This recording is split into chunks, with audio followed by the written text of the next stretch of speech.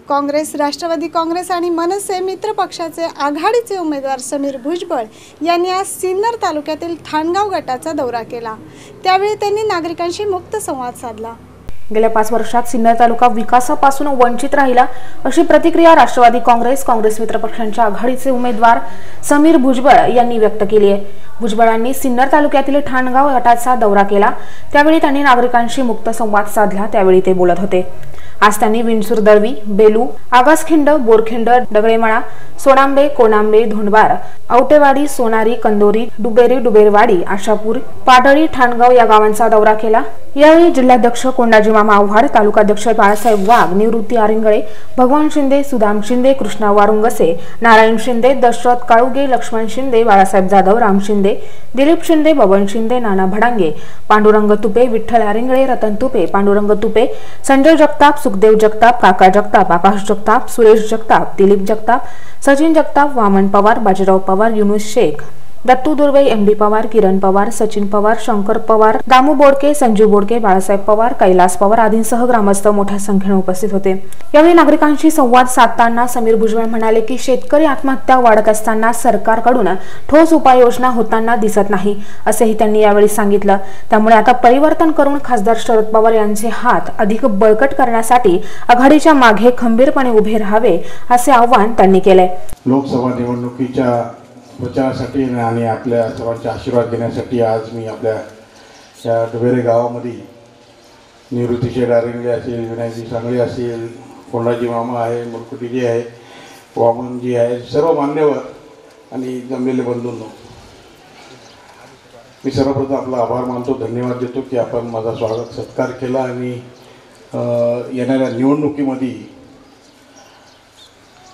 पुन्हा एकदा आपल्या सहकार्याच्या आणि आपल्या सर्वांची सेवा करण्याच्या संदर्भामध्ये आपण भूमिका जी घेतली त्याबद्दल मी आपल्या मनापासून आभार व्यक्त करतो। खरं म्हणजे मंडपाच्या आतमध्ये गेल्याच्यानंतर मी विचारत होतो या अर्धवट का, तेव्हा त्यांनी सांगितलं की निधी अर्धवट आलेला आहे। तर मी तेव्हाच त्यांना सांगितलं की कदाचित माझ्याच नशिबात असेल हे पूर्ण करायचं काम, कारण का 2009 साली निवडून आल्याच्या नंतर भरघोस असा निधी मी ह्या गावाला दिला होता, परंतु नंतरच्या काळात काय झालं तेही आपण कबूल केलेलं आहे। म्हणून झालं गेलं ते विसरून जाऊया आणि पुन्हा एकदा ह्या नाशिकच्या, सिन्नरकरांच्या सर्वांच्या प्रगतीसाठी आपण सर्वजण जे आहे मला आशीर्वाद देतील अशी अपेक्षा करतो। खरं म्हणजे 9 ते 14च्या दरम्यान आपण खूप कामं केली। नाशिक सिन्नरचा रस्ता आपण बघितला असेल की सिन्नरवरून नाशिकला जायला पहिले किती वेळ लागायचा आणि आता तो रस्ता झाल्याच्या नंतरची परिस्थिती, पुण्याला जायची जी काही परिस्थिती होती ती आपल्यासमोर आहे।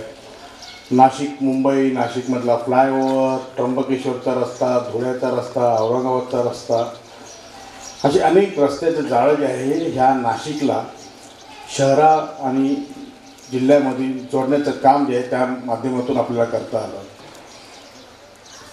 बोट क्लब सुद्धा बांधला, अतिशय सुंदर असा बोट क्लब नाशिक होता, पर्यटनाची वाढ व्हायला पाहिजे होती, परंतु सरकार बदललं, बोटी चोरीला गेल्या। महिलांसाठी आपण कलाग्राम बांधलं, बचत गटाच्या माध्यमातून त्यांना सुद्धा 2 पैसे मिळावे अशा अपेक्षेने आज 5 वर्ष झाले बचत गटाचं साधं उद्घाटन सुद्धा झालं नाही, काम पूर्ण झालेलं आहे। एक लहराचा प्रकल्प आपल्या सगळ्यांना माहिती आहे, वीज उत्पादन जिथे होती तसा एक लहराचा प्रोजेक्ट जिथे 660 मेगावॉटचे जे जुने संच होते ते बंद पडले, नवीन संच उभारण्यासाठी अजितदादांकडून आपण मंजुरी घेतली।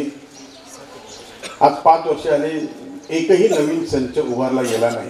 त्याबरोबरच कोंडाजी मामा आव्हाड, बाळासाहेब वाघ, एमडी पवार, दत्तात्रय जोखे यांच्यासह नागरिकांनी आपले मनोगत व्यक्त केले। त्यावेळेला आपल्याला असं सगळ्यांनाच वाटलं होतं का हे सरकार काँग्रेसचे जाऊ द्या आणि नवीन येऊ द्या, आपल्यासाठी ते काही ना काही करतील आणि काही घेऊन येतील। अनेक घोषणा देखील त्या काळामध्ये भाजप आणि शिवसेनेच्या सगळ्या नेत्यांनी केल्या आणि मी खरं तर तुमच्या सकट त्या घोषणांमध्ये आपण फसलो गेलो आणि या भारतीय जनता पार्टीने शिवसेनेची पाठराखण आपल्या सगळ्यांनी त्यावेळेला केली। पण बांधवांना गेल्या 5 वर्षाचा जर का आपण यांचा हिशोब पाहिला तर या 5 वर्षाच्या संपूर्ण कारकिर्दीमध्ये ना शेतकरी समाधानी आहे, न कामगार वर्ग समाधानी आहे। म्हणजे असं एकही क्षेत्र नाही का त्यांचं समाधान या ठिकाणी झालं. या सरकारने जे जे काही निर्णय घेतले त्या सगळ्या निर्णयाचा बोजा आणि त्याचा परिणाम आपल्या सर्वसामान्य माणसाच्या जीवनावर या ठिकाणी झाला. आपल्याला ज्या अपेक्षा यांच्याकडे होत्या त्यांनी जे आजचे दिन याचं स्वप्न आपल्याला दाखवलं. प्रत्येकाला का भ्रष्टाचाराचा काळा पैसा आम्ही थांबून सगळा पैसा इथं भारतात परत आणतो आणि मग तुम्हाला प्रत्येकाच्या खात्यावर 15-15 लाख रुपये देतो. म्हणजे 15 पैसे आपल्या कोणाला भेटले नाही. आपल्याला वाटलं बरं झालं आहे ते आपल्याला हे 15-15 लाख हे सरकार आणून तरी देईल. शेतकऱ्यांना कर्जमाफीची घोषणा केली, ती पण इतकी त्रासाची घोषणा, इतक्या नियमन अटी त्याच्यामध्ये, तर त्या अटींची पूर्तता करता करता नाकी न वाढे. म्हणजे काहींना फायदा झाला, काहींना झाला नाही. छोटे मोठे कर्जदार होते ते त्याच्यामध्ये बसले नाही. 1.5 लाखापर्यंतची मर्यादा त्यांनी तिथे ठेवली. मला इथून 1 किलोमीटरवर आहे. माझं शिक्षण या समोरच्या ही माडी नवीन बांधली, आता पूर्वीची माडी होती इथं, त्या शाळेतच माझं शिक्षण झालेलं आहे. आता इथं काही मंडळी बसली तर पेरूच्या पाट्या घेऊन मी इथं विकायला बसायचो.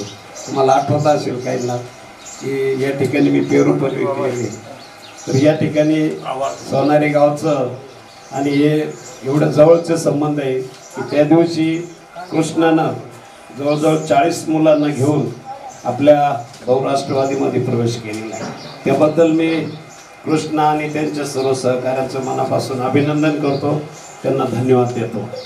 मित्रांनो, आपल्याला माहिती आहे की गेल्या 5 वर्षापूर्वी आपण या आपलं मोदीच्या फुलथापांना बळी पडून आपण त्यांना मतं दिली आणि त्यांचं सरकार या ठिकाणी आलं.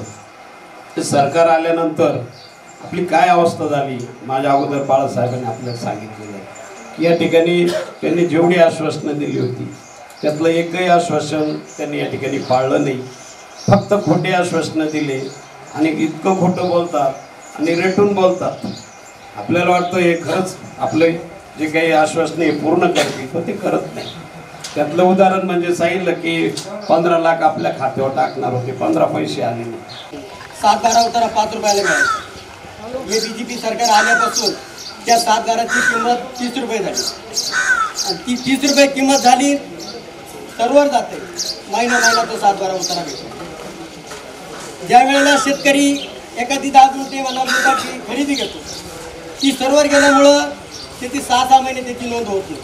आपल्याला या हस्तलिखित आक्षेप पुन्हा अंमलात आणायची आपली निवडणूक झाल्यानंतर आणि आपल्याला हा शेतकऱ्यांचा प्रश्न मार्गी लावायचा. दुसरा विषय, ज्या वेळेला शेतकरी बँक प्रकरण करतो त्यावेळेला 2 लाख रुपये शेतकऱ्यांना जर कर्ज घ्यायचा असेल तर त्यावेळेला त्या शेतकऱ्याला जवळजवळ 20 ते 25 हजार रुपये करते आणि त्याच्यामध्ये वेळ जातो. महिना 2-2 महिने शेतकऱ्याला कर्ज भेटत नाही. त्याचा आपल्याला पाठपुरावा करायला लागेल नंतर निवडणूक जिंकल्यानंतर. काम असतं जास्त. आपण लोकसभेच्या प्रचार दौऱ्यामध्ये आम्ही वेलू गावात आलेलो आहे. इथं सगळ्या शेतकऱ्यांना माहीतच आहे का आज आपले काय हालत आहे. या भाजप शिवसेनेनी आपल्या जमिनींचे निलाव सुरू केले. आता जमिनीचे निलाव म्हणजे इलेक्शन झालं आता लगेच सध्या सुरू आहे. ज्याच्या थकबाकीच्या ते निलाव सुरुवात केली. तर आपल्या आता यांनी शिवसेना भाजपने आपल्या जमिनी घ्यायला सुरुवात केली. आपल्याला हे गाव सोडून लावतील. आता तुम्हाला फक्त आता मी एक शेतकऱ्याचा मुलगा आहे, तुम्हाला माहितच आहे.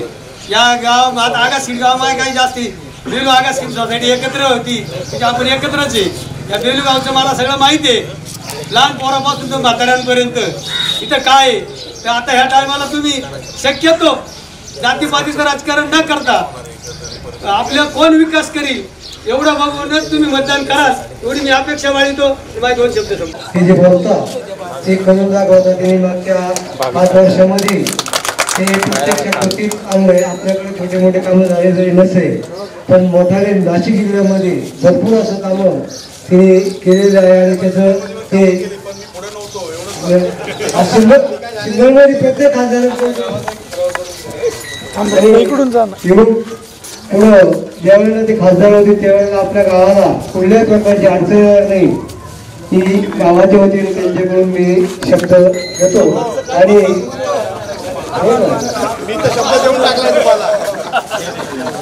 आणि या ठिकाणी ते आमच्या गावाच्या वतीनं तुम्हाला संपूर्ण सहकार्य येत्या 29 तारखेला जे काही मतदान होणार आहे ते जास्तीत जास्त मतदान तुम्हाला मतदान पेटीतून आम्ही दाखवून देऊ एवढं बोलून मी माझं भाषण संपवतो. 9 न्यूज ब्युरो, नाशिक.